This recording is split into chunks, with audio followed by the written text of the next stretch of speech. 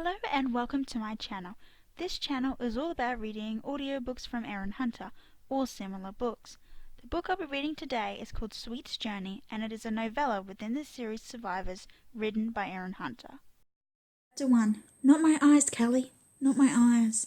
Sweet ducked and twisted out of reach just as the beta lashed out her claws, the tip of one catching Sweet's cheekbone. Knocked off balance, Sweet fell and rolled, then sprang back to her paws, snarling defiance, her fur and hackles prickling. She could feel blood beading on her face. If Callie's claw had found my eyeball, she shuddered. Sweet gave her pelt a firm shake as the two of them circled each other warily, but she couldn't lose the tingling rage and frustration. In a challenge like this one, a challenge between dogs of the same pack, aiming for a dog's eyes was forbidden. It wasn't just a vicious move, it was a stupid one. No dog wanted a pack member maimed, and for swift dogs like them, eyesight mattered even more. They were so fleet, so quick on their paws, they all needed that keen vision intact in a chase. That didn't seem to matter to Callie. The beta wanted to win at all costs, Sweet realized. But there was another pack rule Sweet didn't intend to break. No dog whined and cowered and complained about their opponent's tactics in a challenge. The whole pack was watching this fight. Sweet curled her skin back from her muzzle, revealing her teeth. Callie was not going to get the better of her.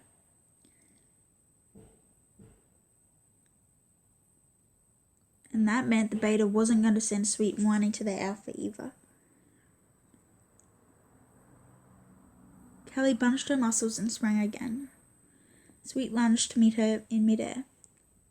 Although it went against all her instincts, she closed her eyes, letting her other senses guide her. She could feel Callie's body right there, and the stir of her hot breath as the beta snapped and bit at Sweet's face. Sweet spun and twisted, then sank her teeth into fur and flesh. Yes, opening her eyes, she realized her jaws were clamped on the side of Callie's neck.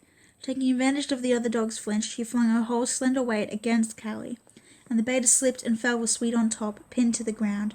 I won, Sweet thought, panting through her mouthful of fur as she straddled Callie's flank. I finally beat her. But Callie wasn't finished yet. She reefed and heaved, sending Sweet tumbling aside. In a moment, Sweet was sprawled on the damp earth, the breath knocked out of her lungs. This time Callie was the dog on top, and her jaws were clamped on Sweet's scruff, holding her down. There was a light of hate in the beta's eyes, and a chill swept through Sweet's blood along with the fury. Curse Callie. But the awful chill that immobilized her didn't drain away. It filled Sweet's body and seemed to seep out into the air around the two fighting dogs. It was instinct, warning her. Sweet shuddered. She remembered what happened next, and the fight wasn't the worst thing that happened that day, the day of the big growl. The Longpaws came from nowhere and everywhere. They were all around the pack, as if they'd been hiding inside the very trees. Instantly, Callie released Sweet, and they both lined up with their pack mates, growling their defiance at the Longpaws. Every muscle and bone in her body urged Sweet to run. Turn, run, go. They were swift dogs, weren't they? The Longpaws were slow and clumsy. The dogs could all flee right now, and if the rest wouldn't, Sweet could. She could run far away, faster than any Longpaw. But the pack was snarling and eyeing the Longpaws that closed them in from all sides. The pack wanted to fight, to meet the Longpaws' challenge and defeat them. Madness, but Sweet bolted. If she made a run for it, surely the others would follow. She couldn't battle the urge any longer. Spinning, Sweet fled, her speed carrying her away from the sticks and nets and the long flailing paws of the creatures looking to capture the dogs. A moment later, Sweet skidded to a brief halt to look back. Her pack, they weren't following. They stood their ground against the Longpaws, and panic fluttered through Sweet's belly. Raising her voice, she howled to them in dismay and grief. Follow me, run with me, now. Her own broken howl jolted her out of sleep. Dazed, Sweet shook away the fuzziness of waking and hauled herself onto her forepaws. Her heart thrashed in her narrow chest, and her fur was on end all over her body. But there were no Longpaws here. No Longpaws, no swift dogs, no pack. It had been a dream, that was all. No, not a dream. A memory, a terrible memory. Why? She thought miserably. Why do I always have to dream about the day I ran? Slowly Sweet got to her paws, sniffing the strange air. The grass and earth were soft beneath her paw pads, and there was no metal wire caging her in, no walls to stop her from running. This meadow was so much better than the trap house, yet it wasn't a truly wild place. All around her, Sweet could feel the work of Longpaws. The trees stood in ordered ranks, like dogs lined up for a battle. The grass was clipped and smooth, and the glinting river was channeled under a stone bridge that had built with long, hairless paws. The air itself made Sweet's fur prickle. It was a good enough place to sleep for one night, but it was no place for a wild, swift dog to live, especially a dog with no pack. Remembering that she was alone now sent a shiver through Sweet's bones. She'd move on at once, she thought, a wind of sadness rising in her throat. She missed Lucky already. How could he have let her go? How could he want to be alone in this new world of all worlds? The kind, smart, golden-furred dog she'd met in the trap house had insisted all along he was a lone dog, that she hadn't quite believed him, not till he'd refused to come with her on her journey away from the destroyed city. Sweet clenched her fangs in angry bewilderment. Lucky's attitude was madness. It was something she'd never understand, not till the day she went to the Earth Dog. How could a dog not want to find a pack? And Sweet knew she would find one, if not today, then tomorrow, or the next day. How could Lucky refuse to come with her to the forest? Ridiculous. There would be dogs there. There would be a pack she could join to find new strength, a pack she could help by adding her own strength to theirs. That was the way of dogs. It was what dogs were for. A little tremor of fear went through her belly. Maybe she shouldn't even have paused to rest in this strange Longpaw meadow. Perhaps any dog who'd left the city would have trekked too far by now. Perhaps she would never catch up with them. The very thought made Sweet shiver. No, she reassured herself. A pack needed a camp, and once dogs found a safest place to make their territory, they'd stay there. As long as her nose didn't let her down, she'd find them. She was sure of it. Sweet couldn't resist breaking into a steady, swift lope as she headed for the forest. Already she could smell it, the rich scent of pine needles and rotting leaves and damp, cool hollows. No clear dog scents yet, but she was confident those would come. She'd only to reach those dense trees that stretched for countless chases, and she'd find a pack. She had to find a pack. At the edge of the forest she didn't even hesitate, but leaped over a fallen log and ran into its darkness, darting and dodging through the thick ranks of pine and aspen. Her heart beat harder and faster as she plunged deeper into the trees, and not just because of her swift dog pace. There were dog scents here, and lots of them. Hopelessly confused and jumbled dog scents. Each time Sweet lowered her slender nose to catch a whiff of a dog and follow its trail, she would lose it, distracted and misled by other trails that overlaid it. She would follow the stronger scent, only to lose it again among other scent markers. Many dogs had passed through the forest, perhaps too many, she realized with a quiver of panic. How would she ever find and follow a clear trail in this maze of smells? The whole world was tangled and turned upside down. That was the problem. But as soon as she thought that, Sweet felt oddly reassured. The big growl had turned the world into a place of madness and confusion, and of course things would not be as easy as they'd once been. What mattered, she told herself confidently, was that there were dogs. At any moment she'd find a strong trail and follow it, and she'd find a new pack that needed her contribution. And as soon as she had a pack, the craziness of the world wouldn't matter. Pack was everything. There were other scents to distract her, Sweet realized as she paused to sniff at a pine's exposed roots. Smaller, darker, sharper trails, made by scurrying prey. Her empty belly rumbled, and hunger nipped at her. I'll think better with a full belly. Making her decision, she reluctantly abandoned the dog scents for a moment, and began to nose her way along one of the stronger prey trails, slowing, placing her paws with care. She scanned the undergrowth, her ears pricked forward. Be silent, Sweet. You're hunting alone. For now. There, a movement in the undergrowth. A vole. Sweet caught a glimpse of its russet back and its short tail. It saw her and darted for the shelter of the forest litter. But as Sweet was fast, and she was hungry, she shot forward and snatched it up in her jaws, crunching and gulping it down, bones, tail, and all. It was small, she thought as she licked her jaws, but big enough to take the edge off her hunger. A new sense of urgency drove her on now. Her trotting stride rapid, and she hadn't gone many rabbit chases before she broke once more into a loping run.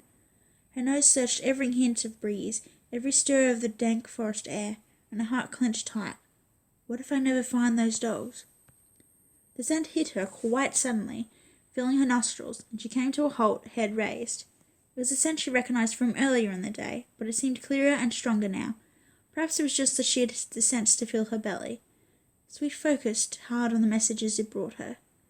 She drew in a sudden, hopeful breath. That's a swift dog, I'm sure of it. In an instant, visions of her life with the swift dog pack flitted across the eye of her mind, sending pangs of regret through her. Callie the beta had bullied and intimidated her. It was true, but Sweet had been loyal to her pack. She had loved them. The memory of her packmates being rounded up for the trap house, the echoes of their howls as they were captured, filled her head with chaos and misery. And Sweet had to crouch down in the dry fallen leaves, pressing herself close against the ground and flattening her ears. She and Lucky had been the only dogs to make it out of that trap house alive when the big grouse struck. She had been certain of it. But now she wasn't so sure. Is every one of my packmates truly dead? Sweet realized she didn't know, and she didn't even want to believe it. Maybe some of them escaped the Longpaws. Maybe some of them were never captured at all. There was no choice to be made. She had to follow this scent. Sweet sprang to her feet and set off again at a run. If any of her packmates were still alive, she had to track them down. The recognition was followed instantly by a horrible bolt of shame. I ran. Of course I ran. I'm a swift dog. That's what I was born for. But I ran when my pack was in trouble, and the Longpaws caught me on my own. If she hadn't fled like a coward, Sweet realized, she'd know what had happened. She'd know whether any of her pack had escaped the Longpaws' attack. She'd have shared their fate. Maybe they'd have all died, been crushed in the collapse of the trap house, but at least they'd have been together. My pack. Desperately, she raced on, following the scent almost blindly. Some of the trees ended suddenly, and a bright expanse of meadow. She skidded, shocked. The sun was bright overhead, dazzling her eyes after the shadows of the forest. She could hear the sound of running water. Flanks heaving, Sweet sniffed the air. The river. She was so thirsty, and she remembered how her pack had loved to swim. They splashed and swum in the cool, clear stream sent by the river dog, the stream that washed grit and grime from a dog's fur and soothed aching paw pads. Sweet trotted eagerly toward the bank, but within a rapid chase of the water's edge she halted. The delicate scent of the river was overlaid with something stronger, something unpleasant. As she drew closer, it stung her nostrils, making her wrinkle her muzzle and back away. Her stomach churned as she stared at the rippling stream, flecked now with yellow foam. Was the river sick? Uncertainly, she began to pace along the bank, angling her head away from the water to avoid the increasing stench. Even the dry tightness in her throat couldn't persuade her to lap at the sickly scum. But if I want to go further, I'll need to cross the water. Is it safe to swim in it? With a rush of relief, she saw ahead of her one of the Longpaw bridges that crossed stretches of water. It didn't look as new and solid as the one she'd seen that morning. The timber was damp in places, dark with rot, and the whole thing swayed alarmingly as the torrent beat against it. But it was at least in one piece. Sweet glanced back at her flanks. She'd never been a heavy or even a sturdy sort of dog, and now her ribs showed clearly through her hide. Even so, she wasn't sure the fragile bridge would hold her weight. But what choice do I have? Sweet sighed inwardly. I need a pack so badly, I have to try. After all, hadn't that swift dog, the one whose scent she'd caught, made it over the bridge? She could smell its scent, leading her across. If she wanted to reach that dog, Sweet had to follow. Catching her breath, she placed a tentative paw on the first shaky planks. It seemed to sag under her slender weight, but as she set another paw beside her first, the bridge settled and steadied. One by one she brought her hind paws onto the surface too, and stood still for a moment, trembling. Every muscle in her body tensed as she edged forward, ready to leap back at the first sign of collapse. One glance at the rushing water below her, scum-flecked and oddly yellowish, made Sweet more certain than ever she didn't want to fall in. Beneath her creeping paws, the bridge groaned, and she stopped, one paw in the air. Don't startle it, she told herself. One more step and she heard a terrible screeching click behind her. Hardly daring to look back, she stopped again, heart slamming against her ribs. It's going to fall. Slowly she craned her head around, pricking her ears with anxiety, and she felt a sinking sensation like a stone in her belly. I've come too far across. I can't go back. There's only one thing for it. Go forward. Panting, Sweet bunched her muscles, her whole body quivering. Briefly she shut her eyes and snapped them open. Springing forward, Sweet bolted, running as she'd never run before. She could barely feel the rotting wood beneath her paws. She could only hear the creak and rumble and splash as chunks of the bridge fell away behind and beneath her. She was so sure she was running on nothing but thin air, her claws scrabbling for purchase, her panting breath stabbing like teeth in her chest. As the roar of collapse filled her ears, she leaped for the bank.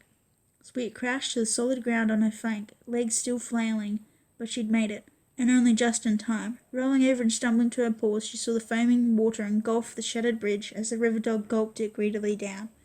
Oh, river dog, you must have been hungry. Still panting for breath, her chest aching, Sweet dipped her head and closed her eyes. Thank you, river dog, for letting me cross before you ate the bridge. As the shock faded, a whine of unhappiness built inside her, escaping at last in a choked whimper. River dog, if my friend Lucky comes to you, please find a way to let him cross too.